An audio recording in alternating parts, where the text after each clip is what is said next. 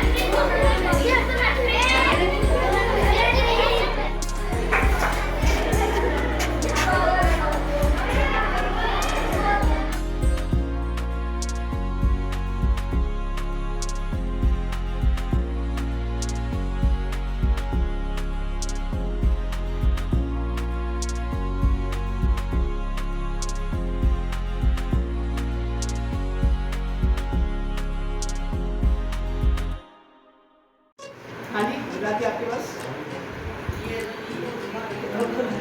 ये वाला फेस है।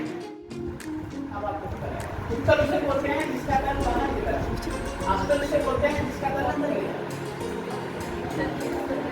ये उत्तल है, आई थिंक आपको बात नजर आ रहा है, दिख रहा है, अब बात दिख रहा है। देखो लाइट कैसे टकरा रही है, तो ये क्या हो रहा है, प्रकाश का क्या हो रहा है, प्रकाश का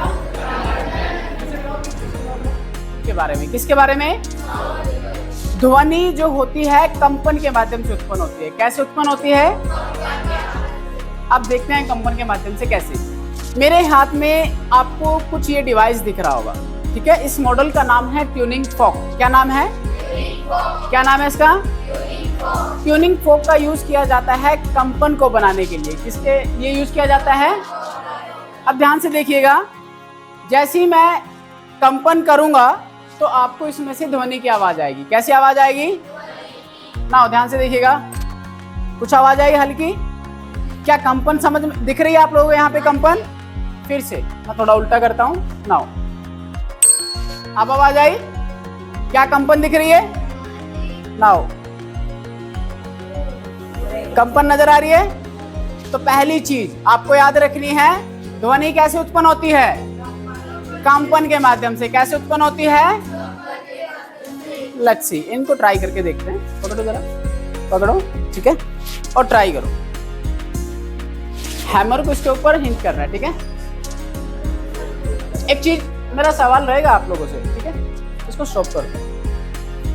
मनुष्य की किसकी आवृत्ति है, इसका मतलब क्या है कि मनुष्य को कहां से कहां तक सुनाई देगा, 20 से लेकर के 20 हर्ट्ज तक, ना इससे ज्यादा और ना इससे कम। अगर इससे ज्यादा तो वो किसी और कैटेगरी में चला जाता है, अगर इससे कम है तो किसी और कैटेगरी में चला जाता है। नाउ इसका मतलब क्या है, 20 to 20 किलो हर्ट्ज का मतलब क्या है। देखो जैसे ही मैंने इसको यहाँ पे हिट किया, ऐसे आपको आवाज आई।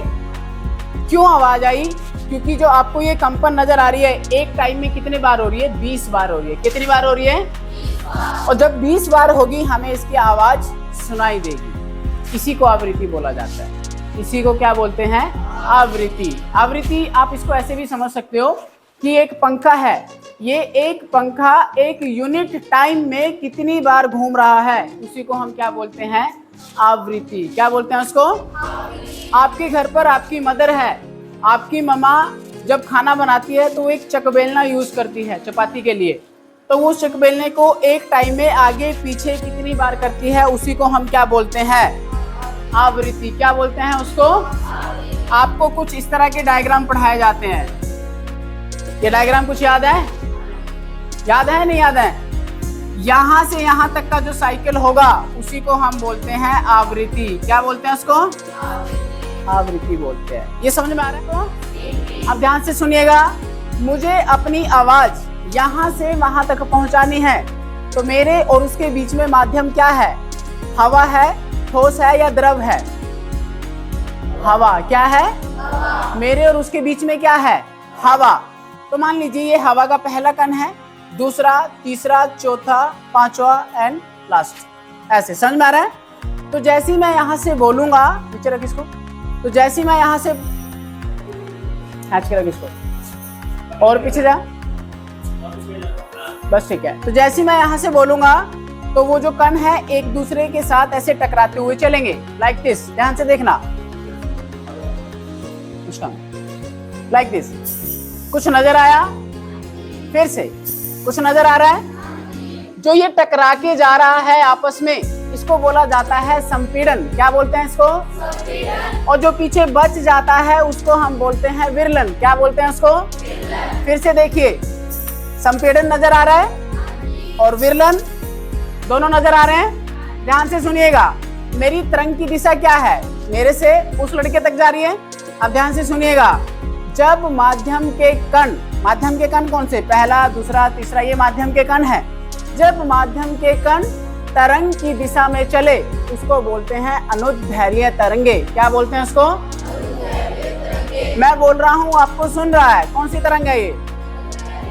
अनुदैर्ध्य तरंगे। लेकिन अगर माध्यम के कण तरंग के लंबवत हो जाए, कैसे हो जाए? तो उनको बोलेंगे अनुप्रस्थ तरंगे। क्या बोलेंगे उसको? ध्यान से देखिएगा, तरंग तो इसी दिशा में चलेगी, लेकिन हमारे माध्यम के कण कैसे हो जाएंगे? लंबवत, लाइक दिस। नजर आ रहा है? कण कैसे हो गए? एक दूसरे के 90 डिग्री पे आ गए। कैसे आ गए? एक दूसरे के 90 डिग्री लंबवत हो गए। तरंग तो इसी दिशा में जा रही है, लेकिन कण कैसे हो गए? लंबवत हो गए। आप इसको घर पे भी ट्राई कर सकते हो। आप एक रस्सी को बांधो, उस रस्सी को ऐसे खींच दो तो वैसे उछलती हुई चलेगी वो। या एक पानी में एक पत्थर को ऐसे फेंक के देखो, वो ऐसे उछलता हुआ चलेगा, है ना?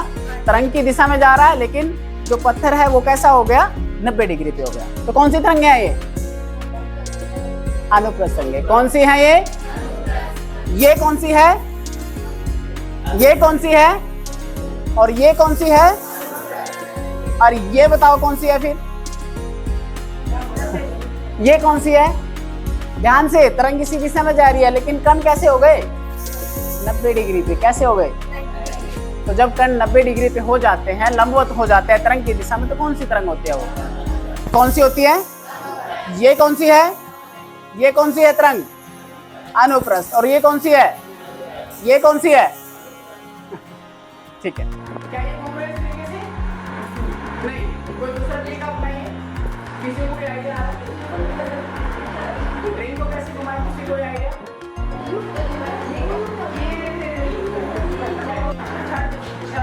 कौन सा है ये? या इसको बार मैग्नेटिक बोल दिया जाता है। ठीक है। नाउ अब मुझे बताइए, इसके कितने ध्रुव है? 2। ये कौन सा है? और दूसरा? क्या आप ध्रुवों को देख के बता सकते हो इसका नाम कौन सा है? इसका और आपको इसमें कुछ द्रव जैसा भी नजर आ रहा होगा। ये क्या है? Silicon foil. क्या है ये? अब ध्यान से देखिएगा, मैं आपको ये वाली रेखाएं दिखाता हूँ जो हमने अभी बनाई थी। ध्यान से देखिएगा, आप नजर आ रहा है? आप दिख रहा है? आप नजर आया? क्या ये रेखाएं नजर आ रही है? लोहे की क्या है ये? हाँ, देखो मैं आपको छू के रेखाएं दिखा रहा हूँ। नजर आ रही है? ये क्या है? चुंबकीय रेखा। इसमें नोट करना क्या होता है?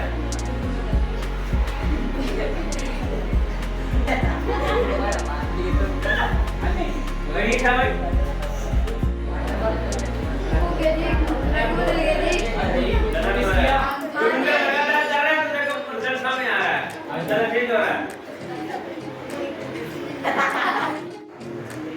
कभी भी केमिकल के लास्ट में हाइड्रोक्साइड का हुआ मिल जाए तो क्या होगा? वो क्षार। जैसे कैल्शियम हाइड्रोक्साइड अम्ल है, क्षार है। और ऐसे उठाओ, कलर चेंज हुआ, कलर चेंज हुआ। अब मैच करो, इसके साथ मैच हो रहा है, थोड़ा दूर से मैच करो। क्या नंबर आया आपका? थोड़ा दूर से आया। हाँ जी, कोई कलर आया? कोई कलर आया? नहीं आया, है ना? इसका मतलब फिनोक्सिन अम्ल के साथ कोई कलर नहीं देता। उदासीन के साथ कोई कलर आया?